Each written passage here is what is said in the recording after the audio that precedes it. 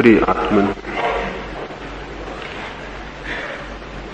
एक छोटी सी घटना से मैं आज की चर्चा को शुरू करना चाहूंगा।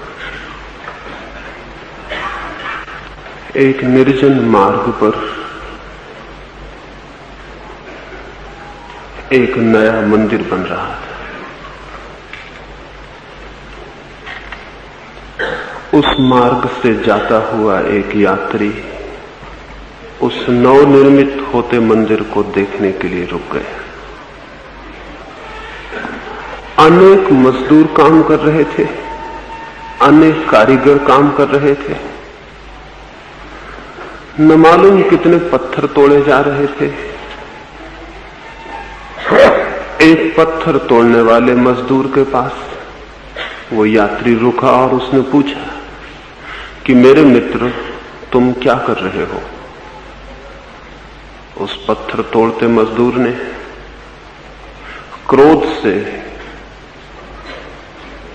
अपने हथौड़े को रोका और उस यात्री की तरफ देखा और कहा, क्या अंधे हो, दिखाई नहीं पड़ता? मैं पत्थर तोड़ रहा हूं। और वो वापस अपना पत्थर तोड़ने लगा। वो यात्री आगे बढ़ा और उसने एक दूसरे मजदूर को भी पूछा जो पत्थर तोड़ रहा था। उससे भी पूछा कि मित्र, क्या कर रहे हो? उस आदमी ने अत्यंत उदासी से आंखें ऊपर उठाई और कहा, कुछ नहीं कर रहा, रोटी रोजी कमा रहा हूं। वो वापस फिर अपना पत्थर तोड़ने लगा। वो यात्री और आगे बढ़ा और मंदिर की सीढ़ियों के पास पत्थर तोड़ते तीसरे मजदूर से उसने पूछा कि मित्र, क्या कर रहे हो? वो आदमी एक गीत गुनगुना रहा था और पत्थर भी तोड़ रहा था। उसने आंखें ऊपर उठाई, उसकी आंखों में बड़ी खुशी थी और वो बड़े आनंद के भाव से बोला, मैं भगवान का मंदिर बना रहा हूं। फिर वो गीत गुनगुनाने लगा और पत्थर तोड़ने लगा। वो यात्री चकित खड़ा हो गया और उसने कहा कि तीनों लोग पत्थर तोड़ रहे हैं, लेकिन पहला आदमी क्रोध से कहता है कि मैं पत्थर तोड़ रहा हूं, आप अंधे हैं, दिखाई नहीं पड़ता। दूसरा आदमी भी पत्थर तोड़ रहा है, लेकिन वो उदासी से कहता है, मैं रोटी रोजी कमा रहा हूं। तीसरा आदमी भी पत्थर तोड़ रहा है, लेकिन वो कहता है आनंद से गीत गाते हुए कि मैं भगवान का मंदिर बना रहा हूं। ये जो तीन मजदूर थे उस मंदिर को बनाते, करीब करीब हम भी इन तीन तरह के लोग हैं जो जीवन के मंदिर को निर्मित करते हैं। हम सभी जीवन के मंदिर को निर्मित करते हैं, लेकिन कोई जीवन के मंदिर को निर्मित करते समय क्रोध से भरा रहता है क्योंकि वो पत्थर तोड़ रहा है। कोई उदासी से भरा रहता है क्योंकि वो केवल रोटी रोजी कमा रहा है, लेकिन कोई आनंद से भर जाता है क्योंकि वो परमात्मा का मंदिर बना रहा है। जीवन को हम जैसा देखते हैं, जीवन को देखने की हमारी जो चित्त दशा होती है, वही जीवन की हमारी अनुभूति भी बन जाती है। जीवन को देखने की हमारी जो भाव दृष्टि होती है, वही हमारे जीवन का अनुभव, जीवन की प्रतीति और जीवन का साक्षात्कार भी बन जाती है। पत्थर तोड़ते में से भगवान का मंदिर बनाने की जिसकी दृष्टि है, वो आनंद से भर जाएगा। और हो सकता है कि पत्थर तोड़ते तोड़ते ही उसे भगवान का मिलन भी हो जाए, क्योंकि उतनी आनंद की मनस्थिति पत्थर में भी भगवान को खोज लेती है। आनंद के अतिरिक्त परमात्मा के निकट पहुंचने का और कोई द्वार नहीं।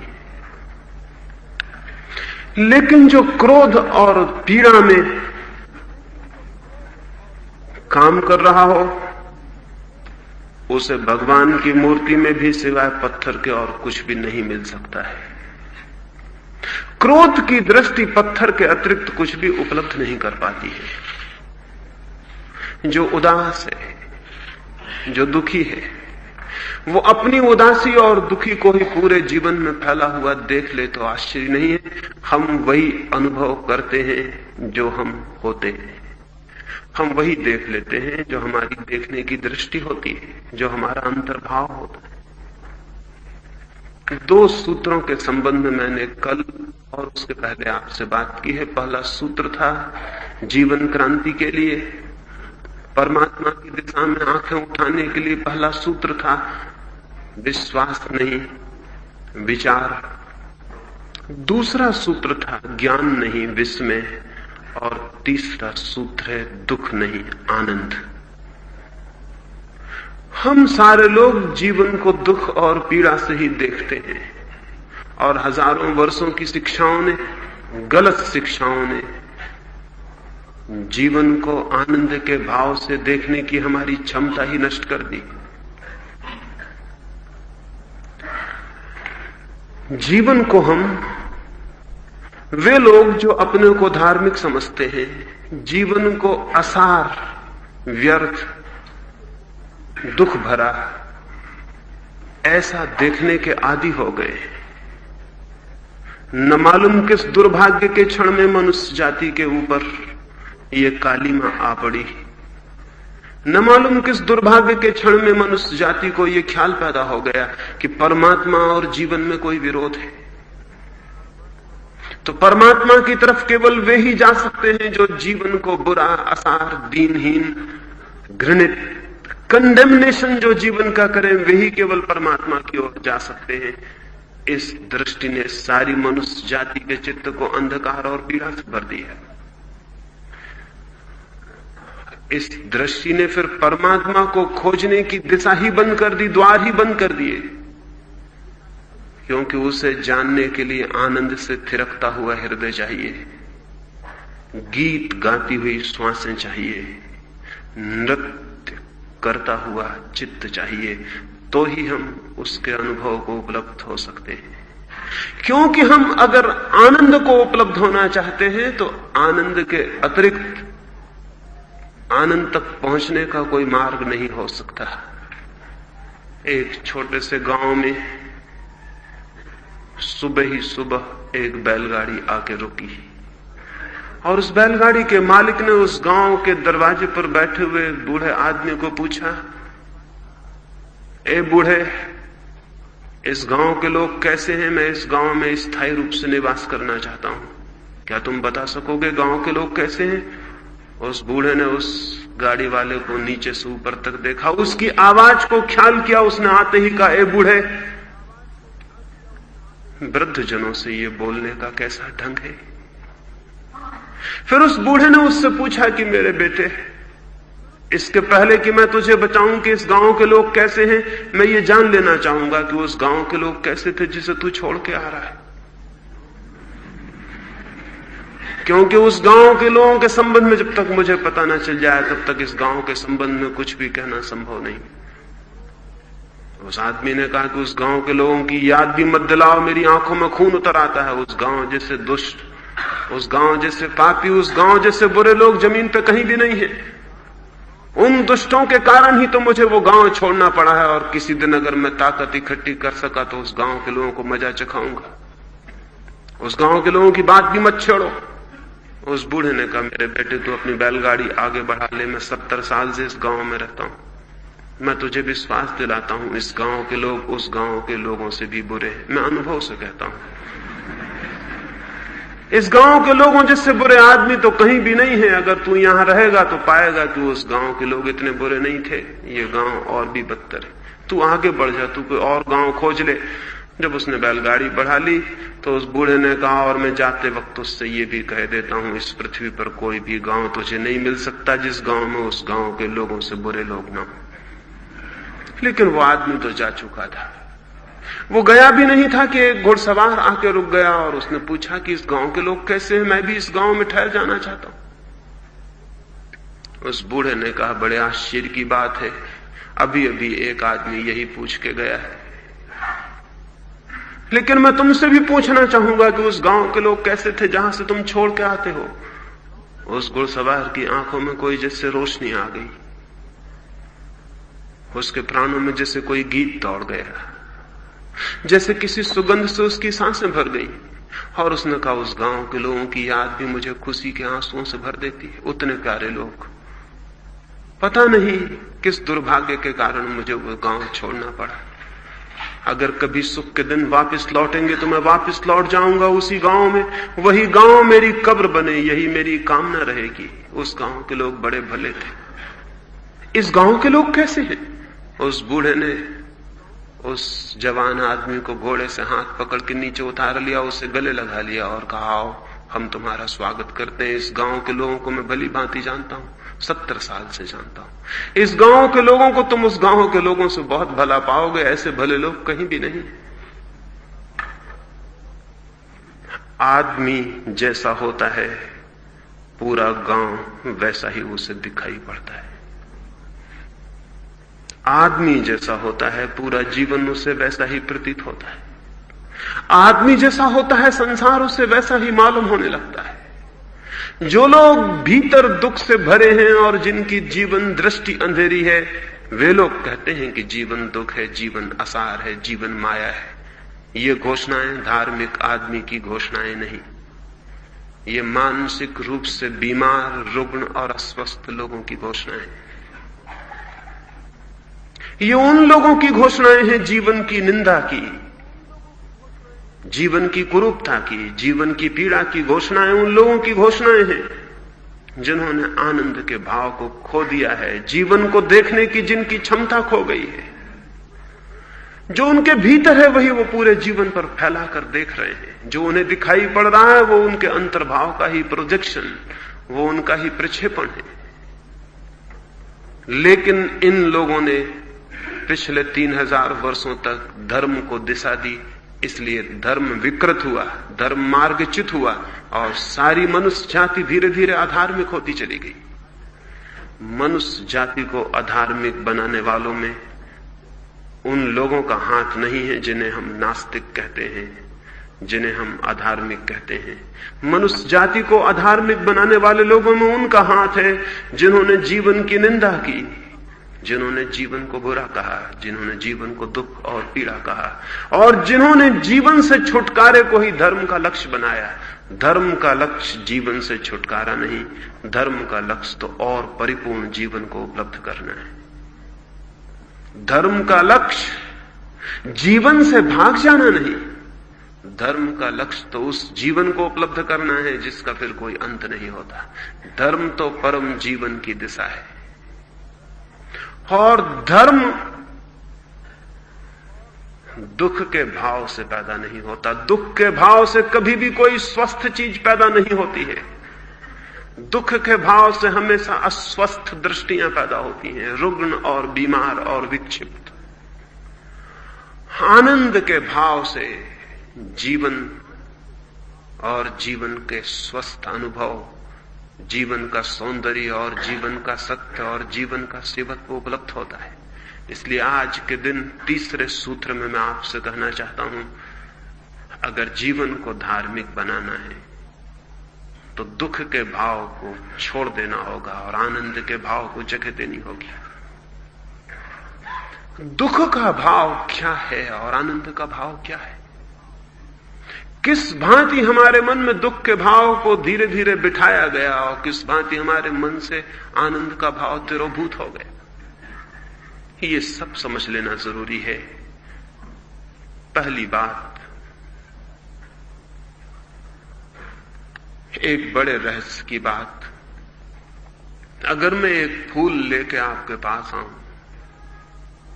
एक बहुत सुंदर फूल लेके आपके पास आऊं, एक गुलाब का फूल लेके आपके पास आऊं, और अगर आप जीवन को दुख से देखने के आदी हो गए हैं और मैं आपसे कहूं कि कितना सुंदर फूल है, तो आप कहेंगे छोड़ो भी, ये फूल सुंदर नहीं हो सकता, इस फूल में इतने कांटे होते हैं जिसका कोई हिसाब नहीं। ये फूल सुंदर कैसे हो सकता है? ये गुलाब सुंदर कैसे हो सकता है? गुलाब में कितने कांटे हैं, कांटे देखो और कांटों की गिनतियां करो तो करोड़ कांटे हैं, तब कहीं एक फूल है, फूल सुंदर नहीं हो सकता। लेकिन अगर आप आनंद के भाव में दीक्षित हो गए हैं तो मैं एक गुलाब का कांटा भी लेके आपके पास आऊं तो आप कहेंगे धन है ये कांटा, क्योंकि इस कांटे के बीच ही गुलाब का फूल पैदा होता है। तो आप कहेंगे ये कांटा भी कांटा नहीं हो सकता है क्योंकि ये गुलाब का कांटा है। एक दुखी व्यक्ति देखता है, हजारों कांटों की गिनती कर लेता है, और तब कहता है कि इतने कांटे कि एक फूल की कीमत नहीं है, कोई एक फूल का कोई मूल्य नहीं है, हो या ना हो बराबर है। लेकिन आनंद के भाव से देखने वाले को दिखाई पड़ता है कितनी अद्भुत है ये दुनिया, जहां इतने कांटे हैं वहां एक फूल भी पैदा होता है। और जब कांटों में फूल पैदा हो सकता है तो कांटे हमारे देखने के भ्रम होंगे, क्योंकि जिन कांटों के बीच फूल पैदा हो जाता है वे कांटे भी छुपे हुए फूल सिद्ध हो सकते हैं। जो कांटों की गिनती करता है उसके लिए फूल भी कांटा दिखाई पड़ने लगता है, और जो फूल के आनंद को अनुभव करता है उसके लिए धीरे धीरे कांटे भी फूल बन जाते हैं। एक दुखी और निराश और उदास चित्त से अगर हम पूछें कि कैसी दुनिया तुमने पाई, वो कहेगा बहुत बुरी थी ये दुनिया। 2 अंधेरी रातें होती थी तब कहीं मुश्किल से एक छोटा सा दिन होता था। एक आनंद के भाव में डूबे आदमी से हम पूछे कि कैसी पाई तुमने दुनिया, वो कहेगा बड़ी अद्भुत थी। 2 उजाले से भरे हुए दिन होते थे तब कहीं एक छोटी सी बीच में अंधेरी रात होती थी। रातें भी हैं, दिन भी हैं, कांटे भी हैं, फूल भी हैं, लेकिन हम क्या देखते हैं, हमारी दृष्टि क्या है, इस पर पूरी की पूरी जीवन की दिशा और जीवन का आयाम निर्धारित होगा। और आश्चर्य तो यह है कि हम जो देखना शुरू करते हैं धीरे धीरे उसके विपरीत जो था वो भी उसी में परिवर्तित होता चला जाता है, वो भी उसी में परिवर्तित होता चला जाता है। कांटे फूल बन सकते हैं, फूल कांटे बन सकते हैं। हमारी दृष्टि पर निर्भर है कि हम किस भांति देखना शुरू करते हैं।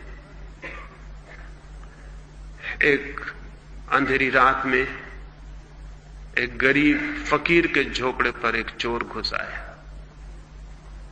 उसने आके द्वार पर धक्का दिया। वो गरीब फकीर का झोपड़ा था, द्वार पर कोई ताला नहीं लगा था, ना सांकल बंद थी।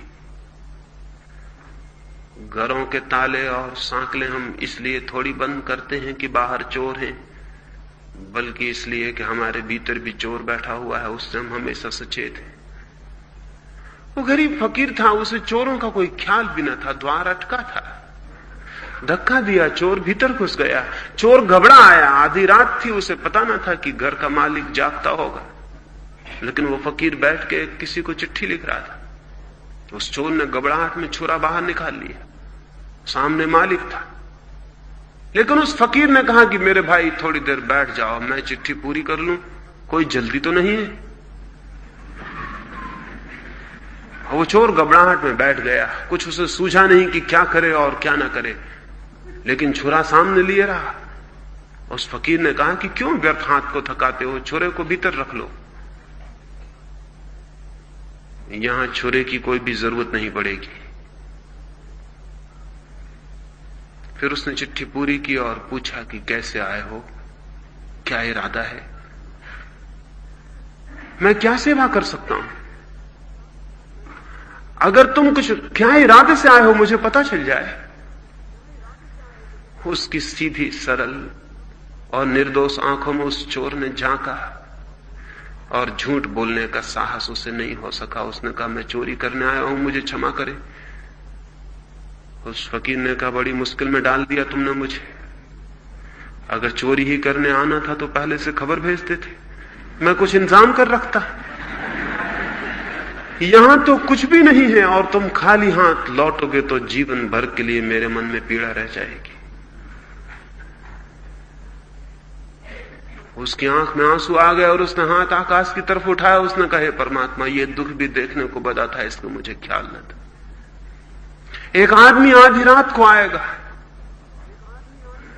बहुत मुसीबत में होगा, तभी तो आधी रात को अंधेरे में कौन निकलता है घर से, और वो भी एक फकीर के झोपड़े पे चोरी करने आएगा, और मेरे पास कुछ भी नहीं है। तभी उसे ख्याल आया कि सुबह 2 दिन पहले कोई 10 रुपए भेंट कर गया था और वो आले में पड़े। फिर उसने कहा कि ठीक है, बहुत ज्यादा तो नहीं, लेकिन कोई 2 दिन पहले कुछ भेंट कर गया था, वो 10 रुपए आले में पड़े। अगर वो बहुत कम न मालूम पड़े तो मेरे मित्र, तुम उन्हें उठा लो, और अब दोबारा जब भी आओ तो मुझे पहले से खबर कर देना, मैं कुछ इंतजाम करके रखूंगा। और ऐसी अंधेरी रातों में मत आया करो, भरे उजाले में दिन में आ गए, रास्ते खराब हैं, चोट खा सकते हो, भटक सकते हो, पत्थर पड़े हैं मार्ग पर, और ये उबड़ खाबड़ जगह है जहां मैं रहता हूं, ये झोपड़ा गरीब फकीर का गांव के बाहर, दिन में आ गए, उजाले में आ गए, चोट लग जाए, गिर पड़ो, हाथ पैर टूट जाए, कुछ हो जाए तो फिर मुसीबत हो सकती। वो चोर तो बहुत हैरान होया, उसे कल्पना भी न थी कि चोर के साथ कोई ऐसा व्यवहार करेगा। उसे उठते ना देख के वो फकीर उठा और उसने 10 रुपए उठा के उसे आले में से दे दिए और कहा, ये 10 रुपए हैं, अगर तुम नाराज न हो तो 1 रुपया इसमें से छोड़ दो, मैं बाद में वापस लौटा दूंगा, कल सुबह ही सुबह शायद मुझे कोई जरूरत पड़ जाए, मैं वापस लौटा दूंगा, ये उधारी रही मेरे ऊपर। वो चोर कहने लगा, इसमें उधारी की क्या बात है, सब आपका है। उस फकीर ने कहा, अगर मेरा ही कुछ होता तो मैं फकीर ही क्यों होता, मेरा कुछ नहीं है इसलिए तो मैं फकीर हो गया।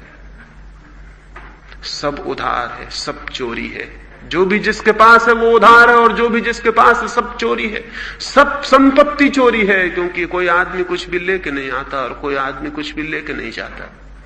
मेरा कुछ भी नहीं है, कल सुबह जरूरत पड़ जाएगी इसलिए रोक रखता हूं, फिर वापस लौटा दूंगा। वो 1 रुपया छोड़ के चोर भागा। वो घबराया था बहुत, इतना वो कभी किसी से नहीं घबराया था, क्योंकि जिनसे मिला था वो भी उसी तरह के लोग थे जिस तरह का वो आदमी था। कोई छोटा चोर है, कोई बड़ा चोर है, जिनसे भी मुलाकात हुई थी वो एक ही जाति के लोग थे। ये आज पहली दफा एक अनूठे और अजनबी आदमी से, स्ट्रेंजर से मिलना हो गया था जिसको समझना मुश्किल था। वो बहुत घबराया था, वो भागने लगा दरवाजे से निकल के। उस साधु ने कहा कि रुको, दरवाजा तुमने खोला था, कम से कम उसे बंद तो कर जाओ। किसी का दरवाजा खोले तो बंद तो कर दिया करो, दरवाजा बंद कर दो, क्योंकि रुपए कल तुम्हारे खत्म हो जाएंगे। लेकिन द्वार बंद करके तुम जो प्रेम मेरी तरफ प्रकट कर जाओगे वो आगे भी काम पड़ सकता है। उस चोर ने जल्दी से दरवाजा बंद किया। उस फकीर ने उसे धन्यवाद दिया कि धन्यवाद मेरे मित्र, जमाने बहुत बुरे हो गए हैं, कौन किसका दरवाजा बंद करता है। वो चोर तो चला गया। 1 वर्ष बाद वो चोर किसी दूसरी चोरी में पकड़ा गया, उस पर मुकदमा चला, उस पर और चोरियां थी। उन्हीं चोरियों में पुलिस ने यह भी पता लगाया कि एक रात उसने गांव के बाहर जो साधु है उसके झोपड़े पे भी चोरी की थी। चोर बहुत घबराया हुआ था। उस साधु को भी अदालत में बुलवाया गया। चोर बहुत डरा हुआ था कि अगर उस साधु ने इतना भी कह दिया कि हाँ, इस आदमी को मैं पहचानता हूं, ये एक रात आया था, तो फिर किसी और प्रमाण की कोई जरूरत न रह जाएगी। वो इतना प्रसिद्ध आदमी था, उसका एक शब्द के ये आदमी चोरी करने आया था काफी था, सब प्रमाण पूरा हो जाएगा। चोर बहुत डरा हुआ था। फिर वो साधु आया और न्यायाधीश ने उससे पूछा कि तुम इस आदमी को पहचानते हो? उस साधु ने कहा, भली भांति, ये तो मेरे पुराने दोस्त हैं, इन्हें मैं अच्छी तरह जानता हूं। चोर घबराया। उस न्यायाधीश ने कहा, कभी ये तुम्हारे यहां चोरी करने आया था? उस साधु ने कहा कि नहीं, चोरी करने तो ये कभी भी नहीं आया। हाँ, 10 रुपए जरूर मैंने इसे भेंट किए थे, लेकिन वो चोरी नहीं थी, मैंने भेंट किया था। 1 रुपया उसमें से अब भी मेरे ऊपर उधार है, वो मैं ले आया हूं। 1 रुपया उसको, इसको 1 रुपया मुझे देना है, उधारी मेरे ऊपर है। और यह आदमी तो बहुत प्यारा है, मैंने इसे 10 रुपए भेंट किए थे, इसने मुझे धन्यवाद दे दिया था, बात समाप्त हो गई थी। उसका चोरी से क्या संबंध है?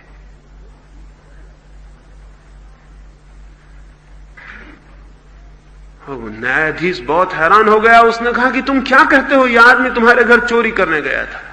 उस फकीर ने कहा कि जब से मेरे भीतर का चोर मर गया, मुझे कोई चोर दिखाई नहीं पड़ता है। मुझे माफ करें, किसी चोर को पूछें तो वो इसकी चोरी के बाबत कुछ बता सकेगा। मेरे भीतर का चोर जब से मर गया, मुझे कोई चोर नहीं दिखाई पड़ता है। जीवन वैसा ही दिखाई पड़ता है जो हमारे भीतर है। लोग मुझसे आके पूछते हैं ईश्वर है, ईश्वर कहां है? मैं उनसे कहता हूं ईश्वर नहीं है, ईश्वर नहीं हो सकता, क्योंकि तुम्हारे भीतर आनंद का भाव नहीं। वो तो आनंद के भाव में देखी गई सत्ता है। यही जीवन, यही पौधे, यही पशु, यही पक्षी, यही मनुष्य, यही सब कुछ जिस दिन आनंद के भाव से देखा जाता है तो परमात्मा हो जाता है। संसार और परमात्मा दो नहीं है। एक ही अस्तित्व को दो ढंग से देखे जाने पर, दुख के ढंग से देखे जाने पर संसार है, और आनंद के ढंग से देखे जाने पर परमात्मा है।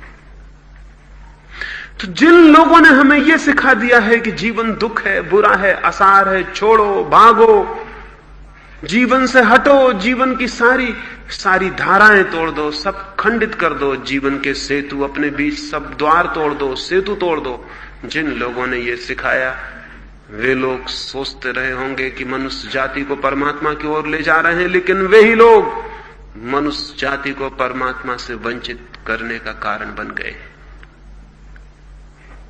उन्होंने किस भांति सिद्ध कर दिया कि जीवन दुख है। किसी भी चीज को व्यर्थ सिद्ध करने का एक सीक्रेट है, एक राज है, एक रास्ता है, और एक ही रास्ता है किसी भी चीज को व्यर्थ सिद्ध कर देने का। और जिस आदमी को वो तरकीब हाथ में आ जाए वो किसी भी चीज को व्यर्थ सिद्ध कर सकता है। वो तरकीब है विश्लेषण, वो तरकीब है एनालिसिस। मैं एक गांव में गया, एक बहुत सुंदर जलप्रपात था। वहां पहाड़ से एक बहुत खूबसूरत नदी गिरती थी। चांदनी रात में जिन मित्र के घर में मेहमान था वो अपनी कार में लेके मुझे उस पहाड़ी पर गए।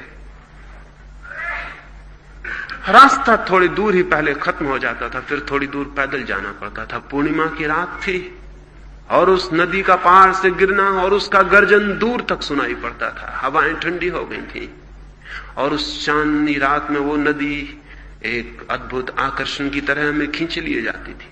हम गाड़ी से नीचे उतरे।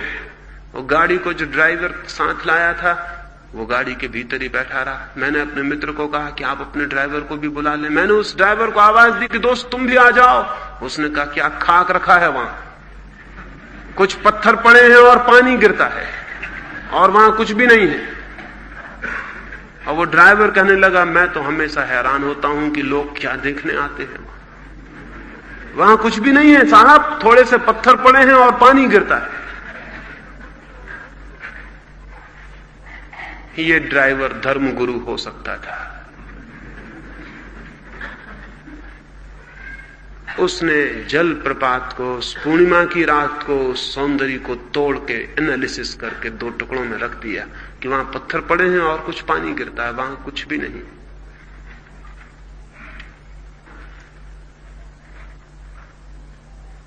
एक कवि देखता है फूल में किसी न मालूम किस सौंदर्य की प्रतिमा को। एक कवि देखता है किसी फूल में न मालूम सौंदर्य की किस अनुभूति को, न मालूम कौन से द्वार खुल जाते हैं, न मालूम किस अज्ञात लोक में वो प्रविष्ट हो जाता। और जाके पूछे किसी वनस्पति शास्त्री को, वो कहेगा क्या रखा है उस फूल में, कुछ थोड़े से केमिकल्स, कुछ थोड़े से रसायन, कुछ थोड़ा सा खनिज, और कुछ भी नहीं है उस फूल में। क्यों पागल हुए जाते हो, किसकी कविता लिखते हो एक छोटे से केमिस्ट्री के फार्मूले में? सब जाहिर हो जाता है कि फूल में क्या है, फूल में कुछ भी नहीं है।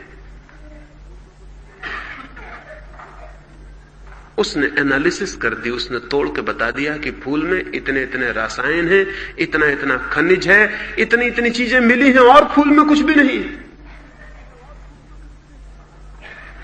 मैं किसी को प्रेम करूं और पहुंच जाऊं किसी शरीर शास्त्री के पास, वो कहेगा क्या रखा है इस शरीर में, इसमें कुछ भी नहीं है, कुछ हड्डियां हैं, कुछ मांस है, कुछ मज्जा है, कुछ खून है और कुछ भी नहीं है। पहुंच जाऊं किसी रासायनिक के पास तो वो कहेगा एक आदमी के शरीर में मुश्किल से 4 रुपए 12 आने का सामान होता है, इससे ज्यादा का नहीं। कुछ लोहा होता है, कुछ कैल्शियम होता है, कुछ फला होता है, कुछ ढिका होता है। अगर बाजार में खरीदने ना तो 4-5 रुपए में सब मिल जाता है। क्या परेशान हो रहे हैं इसको प्रेम करने के लिए? शरीर में कुछ भी नहीं है, ये 4-5 रुपए का सामान है, बाजार से खरीद लें, एक पेटी में रख लें, खूब प्रेम करें। वो बात बिल्कुल ठीक कह रहा है। उसने आदमी के शरीर का विश्लेषण करके बता दिया, इतना लोहा है, इतना फला है, इतना ये है। इसमें ज्यादा कुछ है नहीं, क्यों परेशान हुए जाते हैं? इसमें प्रेम करने की बात कहां है? उसने एनालिसिस कर दी, उसने चीजों को तोड़ के रख दिया। एक बड़ी प्यारी कविता है, उसे सुनते हैं तो प्राणों के तार झंझना जाते हैं, उसे सुनते हैं तो कोई प्राणों की वीणा बज उठती है। लेकिन पहुंच जाएं किसी व्याकरण के जानने वाले के पास, किसी ग्रामरियन के पास, वो कहेगा क्या खाक रखा है इसमें, कुछ शब्दों का जोड़ है, एक एक शब्द तोड़ के रख देगा। मार्क ट्वेन एक अपने मित्र उपदेशक का भाषण सुनने गया था। वो उपदेशक बहुत अद्भुत था, उसकी वाणी में कुछ जादू था, कोई बात थी। सुनने वालों के प्राण किसी दूसरे स्तर पर उठ जाते थे। 1-1.5 घंटे तक मार्क ट्वेन उसे सुनता रहा, लोग मंत्रमुग्ध थे। फिर मार्क ट्वेन बाहर निकला, उसके मित्र उपदेशक ने पूछा कि कैसा लगा, मैंने जो कहा वो कैसा लगा? मार्क ट्वेन ने कहा कुछ भी नहीं, सब गड़बड़ था और सब उधार था। एक किताब मेरे पास है, उसमें ये सब लिखा हुआ है जो तुम बोले, एक एक शब्द लिखा हुआ है उसमें। बड़े बेईमान आदमी मालूम होते हो, इसमें तुमने कुछ भी नहीं बोला, मेरे पास एक किताब उसमें सब लिखा। वो तो बहुत हैरान हो गया, उसने कहा कोई किताब जिसमें ये सब लिखा हुआ है, एक एक शब्द? मैं तुमसे शर्त बतता हूं, क्योंकि मैंने तो आज तक कोई किताब पढ़ी नहीं, मैंने जो कहा है वो मैंने कहा है। मार्क ट्वेन ने उससे 1,000 रुपए की शर्त बदली। वो उपदेशक बहुत हैरान था कि कैसे हो सकता है। दूसरे दिन मार्क ट्वेन ने एक डिक्शनरी उसके पास भेज दी कि इसमें सब शब्द लिखे, जो भी तुम बोले इसमें सब लिखा हुआ है, एक एक शब्द लिखा हुआ है, पढ़ लो और 1,000 रुपए मुझे भेज दो। उसने विश्लेषण कर दिया, मार्क ट्वेन ठीक कहता है, डिक्शनरी में सब लिखा हुआ है, सभी शब्द लिखे हुए हैं, जो भी दुनिया में कोई बोल सकता है सब लिखे हुए हैं। लेकिन बोलना शब्दों का जोड़ नहीं है, और न आदमी हड्डियों और मांस मज्जा का जोड़ है, और न फूल रसायन और खनिज का जोड़ है, और न कविता व्याकरण के नियमों का जोड़ है। जिंदगी चीजों का जोड़ नहीं है, जोड़ से कुछ ज्यादा है, और वो ज्यादा उसको दिखाई पड़ता है जो चीजों को तोड़ता नहीं, जोड़ता है। उस ज्यादा का देख लेना ही धार्मिक मनुष्य का अनुभव। पिकासो का नाम सुना होगा, एक अद्भुत चित्रकार है, पेंटर है। एक अमरीकी करोड़पति ने अपना एक चित्र बनवाया पिकासो से। करोड़पति था, उसने ये उचित न समझा कि दाम पहले तय कर ले, कितने मांगेगा ज्यादा से ज्यादा। फिर उसके पास पैसे की कोई कमी भी न थी। पिकासो ने भी दाम तय करने की कोई बात ठीक न समझी। चित्र 2 साल में बना। तो वो करोड़पति बार बार पुष्पाता रहा कि चित्र बन गया कि नहीं। पिकासो ने कहा थोड़ा धैर्य रखिए, एकदम आसान बात नहीं है, भगवान भी आपको बनाता है तो 9 महीने लग जाते हैं पेट में। मैं तो भगवान नहीं हूं, मैं तो एक साधारण मनुष्य हूं, मैं बना रहा हूं आपको फिर से दोबारा। 2-4 वर्ष लग जाए तो कोई कठिन नहीं है। बड़ा हैरान था वो करोड़पति की, क्या पागलपन की बातें कर रहा है, मेरा चित्र बना रहा है तो क्या 2-4 वर्ष लगाएगा। फिर 2 वर्ष बाद उसने खबर भेजी कि चित्र बन गया, आप आ जाएं और ले जाएं। वो करोड़पति लेने आया, चित्र सुंदर बना था, उसे बहुत पसंद पड़ा। उसने पूछा इसके दाम। पिकासो ने कहा कि $5,000। उसने कहा क्या $5,000? छोटा सा कैनवस और थोड़े से रंग, इसका दाम $5,000? क्या मजाक करते हैं? इस कैनवस के टुकड़े की और इन रंगों की इतनी कीमत? 10-5 रुपए में बाजार में मिल जाएगा ये सब सामान। उसने एनालिसिस कर दी, उसने विश्लेषण कर दिया कि इतनी चीजों से मिलकर बना है, इसका दाम $5,000। ये कोई बात है? पिकासो ने अपने सहयोगी को कहा कि जा भीतर इससे बड़ा कैनवस का टुकड़ा ले आ और रंग की पूरी ट्यूब ले आ और इनको दे दे, और जितने दाम ये देते हो दे जाएं। उसका साथी गया, वो एक कैनवस ले आया, रंग की भरी हुई ट्यूब ले आया, ला के सामने रख दी और कहा कि अब आपकी जो मर्जी हो, $10-5 वो दे जाएं और ले जाएं, ये आपका पोर्ट्रेट रहा। वो करोड़पति कहने लगा, क्या मजाक करते हैं, रंग को और कैनवस को ले जाके मैं क्या करूंगा? तो पिकासो ने कहा, फिर याद रखें, चित्र रंग और कैनवस का जोड़ नहीं, उन दोनों से कुछ ज्यादा है। रंग और कैनवस के द्वारा हम उसको उतारते हैं जो रंग और कैनवस नहीं है। रंग और कैनवस सिर्फ अपॉर्चुनिटी है, सिर्फ अवसर है। उनके माध्यम से हम उसको प्रकट करते हैं जो कि रंग और कैनवस के बाहर है, और रंग और कैनवस से जिसका कोई संबंध भी नहीं है। हम दाम उसके मांगते हैं और अब 5,000 में निपटारा नहीं होगा, 50,000 देते हो तो ठीक, अब ये बिक्री नहीं होगी। वो $50,000 उस चित्र के दिए गए। वो उसे $5 की भी चीज न मालूम पड़ती थी, वो $50,000 की कैसे दिखाई पड़ी? दिखाई पड़ी इसलिए कि अगर चीजों को हम तोड़ के देखें तो 2 कौड़ी की हो जाती हैं, और उनको जोड़ के देखें तो उनमें एक अद्भुत अर्थ प्रकट हो जाता है। जीवन में अगर दुख और निसार और असार को साधना हो तो तोड़ के देख लें पूरी जिंदगी को, सब व्यर्थ हो जाएगा। और अगर जिंदगी में परमात्मा को खोजना हो तो एनालिसिस नहीं, सिंथेसिस, चीजों को जोड़ के देखना है, और ग्रेटर टोटलिटी में, और बड़ी समग्रता में, और बड़ी समग्रता में चीजों को जोड़ कर देखना है। अंततः एक पूरी इकाई में सारी चीजें जिस दिन जोड़ के देखी जाती हैं, उस दिन परमात्मा प्रकट हो जाता है। तो दुख का मार्ग है विश्लेषण, और आनंद का मार्ग है संश्लेषण। केवल वे ही लोग आनंद को उपलब्ध होते हैं जो संश्लेषण की विधि में दीक्षित हो जाते हैं। लेकिन हम सारे लोग विश्लेषण की विधि में दीक्षित किए गए हैं। पहले धर्मों ने विश्लेषण सिखाया, फिर पीछे विज्ञान ने विश्लेषण सिखाया, और संश्लेषण की कोई शिक्षा नहीं रह गई कि हम चीजों को जोड़ के देख सकें, हम चीजों को इकट्ठा होकर देख सकें, हम चीजों को उनके इकट्ठेपन में देख सकें, उनके टुकड़े टुकड़े अंशों में नहीं, खंडों में नहीं। जीवन में जो भी श्रेष्ठ है वो अखंड में है, और जीवन में जो भी व्यर्थ है वो खंडों में है। किसी भी चीज को व्यर्थ करना हो, खंडों में तोड़ लें और देख लें, वो व्यर्थ हो जाएगी। और किसी भी चीज को सार्थक करना हो तो उसे अखंड में देखें और वो सार्थक हो जाएगी। तो आनंद की दृष्टि, आनंद की साधना जीवन के सब खंडों में अखंड को देखने की साधना है, टुकड़ों में, पार्ट्स में, होल को देखने की साधना है। और दुख की दृष्टि सब अखंडों को खंडों में, टुकड़ों में तोड़ने की साधना है। तो अंतिम ये बात, तीसरा सूत्र जीवन की क्रांति के लिए आपको कहना चाहता हूं, और वो ये कि जीवन को संश्लेषण में देखें, जोड़ें और देखें, चीजों को ज्यादा से ज्यादा बड़े जोड़ में देखें, और तब आप पाएंगे कि रंग और कैनवस के ऊपर जो है उसकी झलक मिलनी शुरू हो गई। और तब आप पाएंगे शब्द और व्याकरण के जो ऊपर है उस काव्य की अनुभूति आनी शुरू हो गई। और तब आप पाएंगे कि खनिज और रसायन के जो ऊपर है उस फूल का दर्शन शुरू हो गया।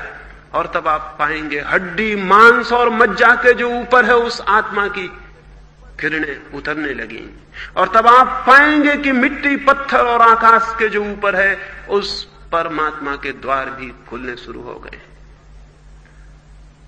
ये द्वार जब भी खुलता है ऐसे ही खुलता है, और ये द्वार जब भी बंद होता है तो ऐसे ही बंद हो जाता है। द्वार हम बंद किए बैठे हैं, हम अपनी पीठ किए बैठे हैं उस तरफ जहां मार्ग हो सकता है, और उस तरफ आंखें किए बैठे हैं जहां मार्ग नहीं हो सकता है। इसलिए हम दुखी हैं, इसलिए हम पीड़ित हैं, इसलिए हम परेशान हैं। और इस परेशानी में, इस दुख में, इस पीड़ा में, इस अशांति में हम किन्हीं भी द्वारों पर भीख मांगने खड़े हो जाते हैं कि हमें कोई रास्ता बताओ। और रास्ता बताने वाले लोग मिल जाते हैं, लेकिन मजा यह है कि वही लोग हैं रास्ता बताने वाले लोग जिनने ये सारी की सारी समस्या खड़ी कर दी। वो फिर यही समझाते हैं कि जीवन आसार है, जब तक जीवन को आसान ना समझोगे शांत नहीं हो सकोगे।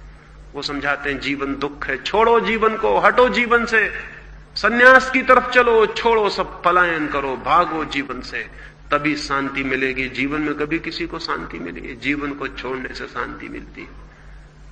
संसार को छोड़ो तो शांति मिलती है, शरीर को छोड़ो तो शांति मिलती है। और छोड़ो तो इस समझाने के लिए सब व्यर्थ है, जानो दुख है, पीड़ा है, सब असार है, ये जानो। मैंने सुना है एक रात स्वर्ग के एक रेस्तरां में बड़ा मजा हो गया। इधर जमीन पर देख देख के देवताओं ने भी रेस्तरां वगैरह खोल लिए होंगे स्वर्ग में, क्योंकि देवता आदमी से पीछे रह जाएं इसका कोई कारण तो नहीं। तो एक रेस्तरां है स्वर्ग का। लाओ त्से चीन का एक अद्भुत विचारक बुद्ध को हाथ पकड़े हुए उस रेस्तरां में लिए चला जा रहा है। पीछे पीछे कन्फ्यूशियस भी चला आ रहा है। वो तीनों जाके टेबल पे बैठ गए। बुद्ध तो आंखें बंद किए हुए हैं। वो कहते हैं मुझे बाहर जाने दो, मुझे कुछ रस रंग नहीं आता इन सब बातों में। वहां अप्सराएं नाचे चली जाती हैं। बुद्ध कहते हैं मैंने बहुत अप्सराएं देखी, मैंने बहुत नाच देखे, उन सबको छोड़ के ही तो मैं जंगल भाग गया था, मुझे नहीं देखने हैं ये सब। वहां आंख बंद किए बैठे। कन्फ्यूशियस आधी आंख खोल के देख रहा है, क्योंकि कन्फ्यूशियस कहता था अति एक्सट्रीम पे कभी नहीं होना चाहिए। न तो पूरी आंख खोलो, न पूरी आंख बंद करो, न आधी से देखते रहो। आधी बंद भी रखो, जरूरत पड़े तो बंद में भी सम्मिलित हो जाओ, जरूरत पड़े तो खुली में भी सम्मिलित हो जाओ। तो आधी आंख से नाच भी देखे चला जाता है, आधी आंख से वो ध्यान में भी बना चला जाता है। लेकिन लाओस से तो पूरा डमाडोल हुआ जा रहा है। वो टेबल ठोक रहा है, उसके पैर थिरक रहे हैं, वो तो नाच में लीन हो गया है, वो तो आनंद से भर गया है। और तभी एक अप्सरा नाचती हुई आती है। वो हाथ में एक जीवन के रस की प्याली लिए हुए है, जीवन रस की प्याली भरे हुए है। और वहां के कहती है कि जीवन रस लेंगे, जीवन रस पिएंगे। बुद्ध ने तो बिल्कुल पीठ फेर ली और आंख बंद कर ली और कहा जीवन का नाम ना ले। यहां जीवन तो दुख है, जीवन तो पीड़ा है, जीवन तो आसार है, नाम मत ले जीवन का। यहां ये जीवन ही बंधन है, हटो यहां से दूर। कहा कि मुझे बाहर ले चलो, मैं यहां नहीं बैठना चाहता हूं, जहां जीवन की चर्चा होती वहां भी नहीं रुकना चाहता हूं, मुझे नहीं पीना है, मैंने बहुत देख लिया, जीवन बहुत कड़वा है। कन्फ्यूशियस आधी आंखों से देख भी रहा है, आंखें बंद भी किए। उसने कहा एक घूंट तो कम से कम लेकर देख लूं, क्योंकि बिना पिए कह देना कि कड़वा है अति है, एक्सट्रीम है। पूरा पी लेना दूसरी अति है, एक घूंट ले लेना गोल्डन मीन है, बीच का मार्ग है, मध्य मार्ग है।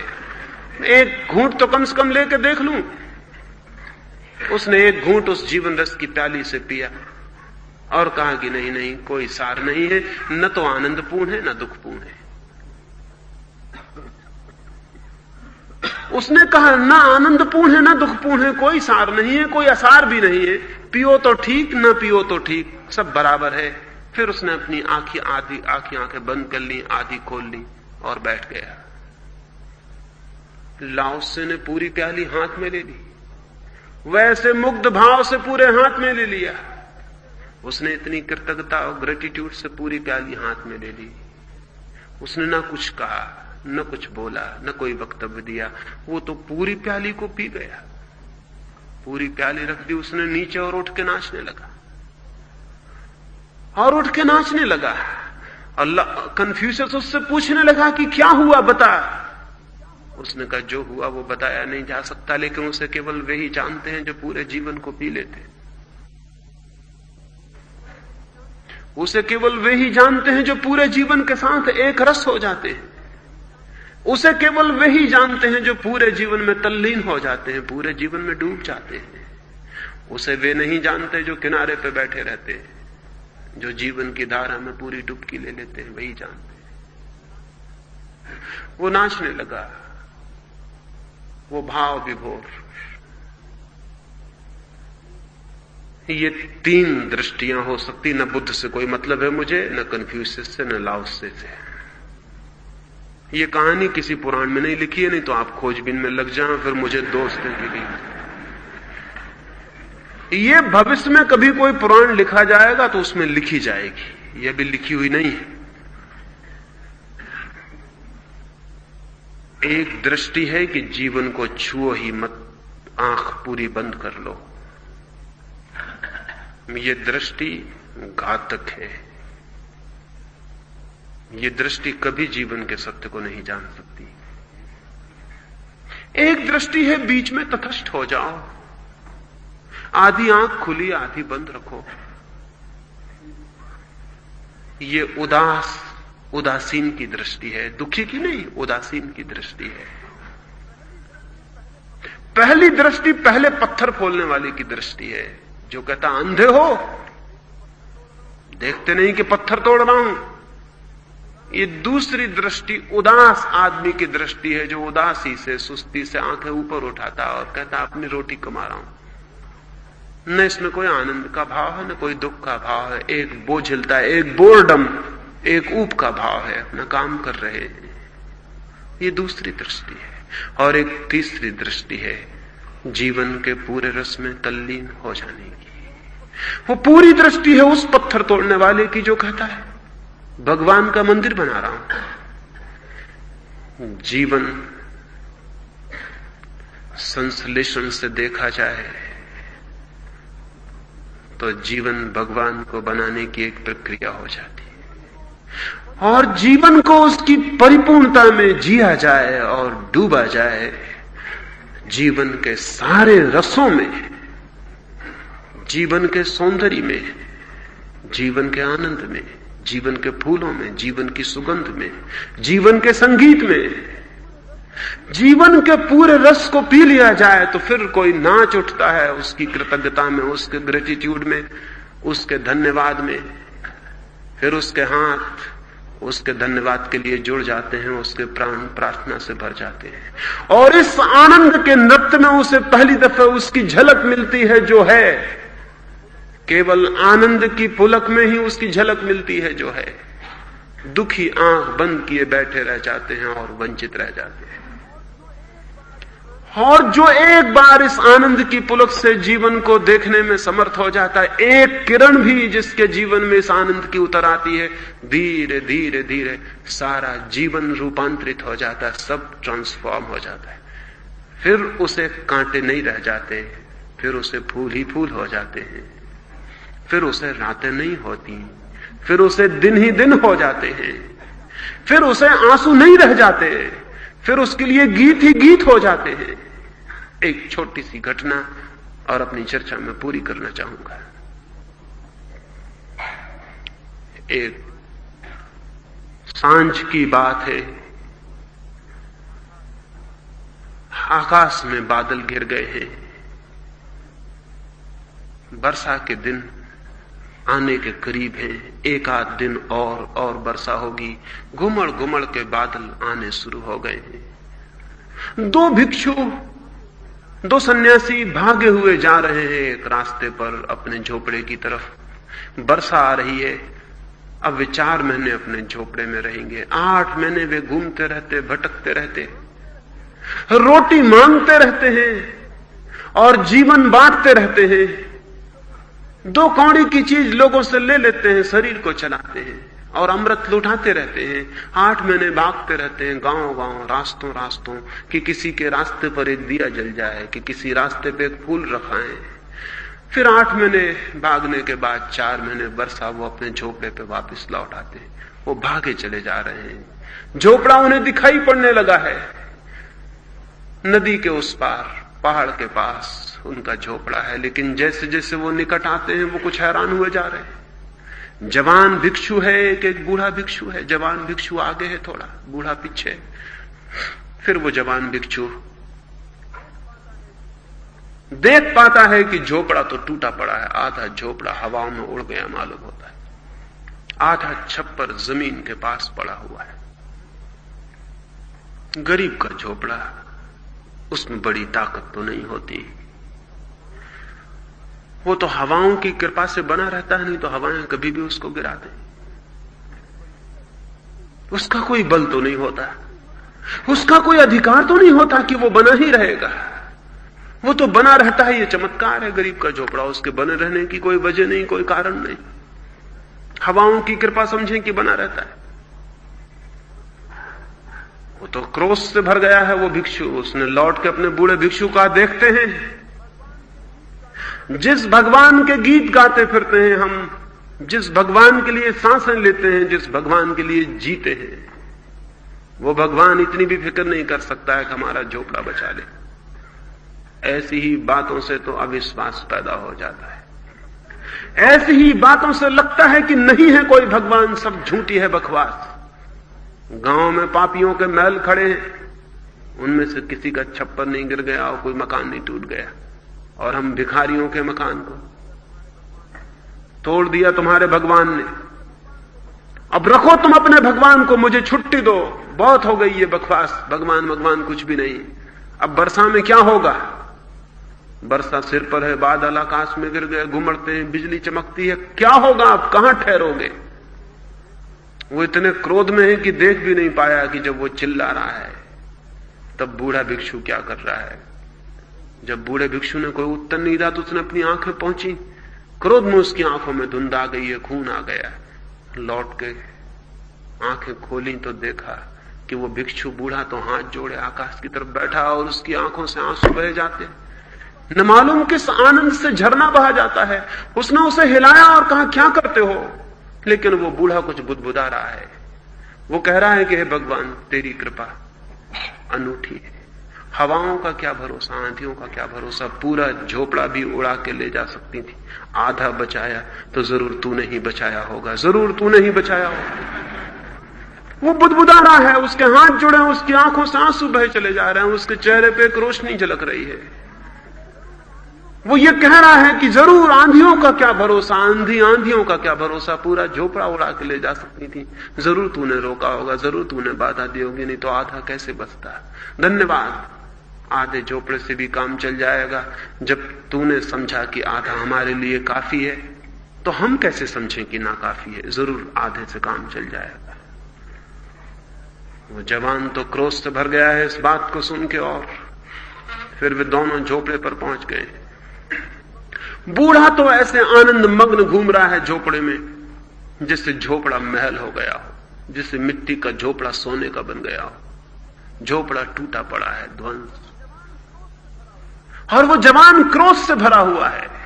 फिर रात उतर आई और बादल चमकने लगे और बिजलियां गरजने लगी और जोर की आवाजें होने लगी, और वे दोनों सो गए हैं। जवान रात भर करवटें बदल रहा है, क्योंकि जो क्रोध में है वो सो कैसे सकता है। वो करवटें बदल रहा है, उसके मन में क्रोध घना होता जा रहा है। ऊपर आकाश दिखाई पड़ रहा है, बिजली चमक रही है, पानी की बूंदें पड़ने लगी हैं, उसका क्रोध घना होता जा रहा है। अगर उसके बस में हो भी भगवान मिल जाए तो उनकी गर्दन दबा दे। सारी प्रार्थनाएं वापस ले लेना चाहता है जो उसने की, और भगवान की जो सारी प्रशंसा की वो सब तोड़ देना चाहता है।